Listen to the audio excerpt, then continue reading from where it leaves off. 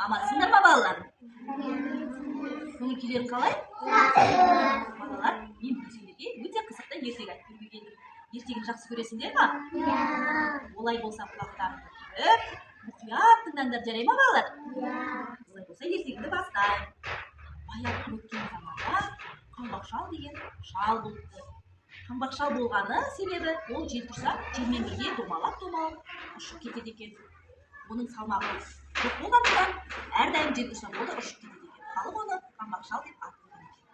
Қаңбақ шал балалар балық аулап күн көреді екен. Бір түлкі қаңбақ шалдың балығын тартып алып жеп береді екен. Түлкіден әбден қорлық көрген қаңбақ шал, қой, мен басқа жаққа көшіп кетейін деп, басқа жаққа көшуге жиналады. Сөйтіп көшкен жүктерін әр жерге тасып кетеді. Мал сойғаннан, мал сойса, соның шетқарын алып, бір жерге көміп кетеді.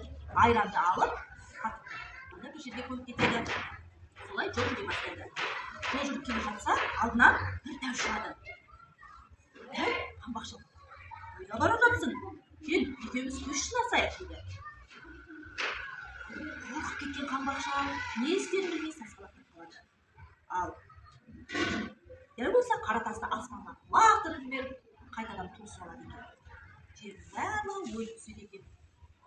Шал не істерін білмей, тасты құшақтап, бір тасқа қарайды, бір дәуға қарайды. Сонда дәу, ей шал, не қылып тұрсың?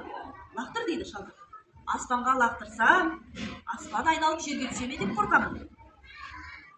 Жерге қарай түсірсем, жер ортасынан бөліп кете ме деп қорқамын дейді. Ақсақал, лақтырмай-ақ қой. Текке бәріміз қырылып қалармыз. Дәудің ақылы, таяздығын біліп шал ерленіп оған, кел, жердің шек қарнын шығарайық дейді. Дәу жүгіріп келіп, жерді теуіп қалып жібереді. Жер сесіңден өліп кетеді. Ештеңе шықпайды.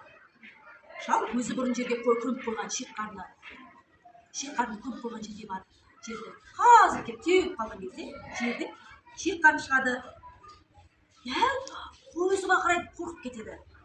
Сосын шал, кел, енді жердің миын шығарайық дейді. Дәу бәр пәрменінен келіп жерді теуіп қалады. Жер тағы да тізеден қағайырылып кетеді. Ештеңе шықпайды.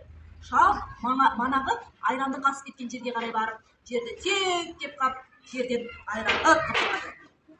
Сөйтіп, дәу қорқады. Мына шал не деген орасан күшті деп шалдың айтқанын істей береді. Ақыр шал одан қалай құтыларын білмейді. Енді қайт, ертең бізге қонаққа кел дейді. Жарайды деп кетіп қалады.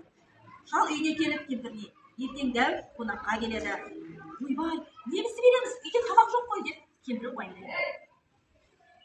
Сонда шал тұрып, басқы дәудің басын ас, ортаншы дәудің көзін ас, ол жетпесе досын дәудің өзін ас дегенде кемпір пышағын алып қамтылады.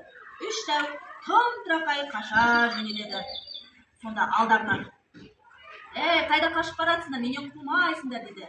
Дәу лашықты тастай сала қашып бара жатса, баяғы қаңбақ шалға әлімжетті көрсетіп, үнемі балығын тартып алатын түлкі шығар алдарынан. Қайда қашып бара жатсыңдар дейді. Бір пәле шалдың қырсығынан құтыла алмай қашып келе жатырмыз дейді. Сонда сол қаңбақ шалдан қорқып қашып бара жатсыңдар ма?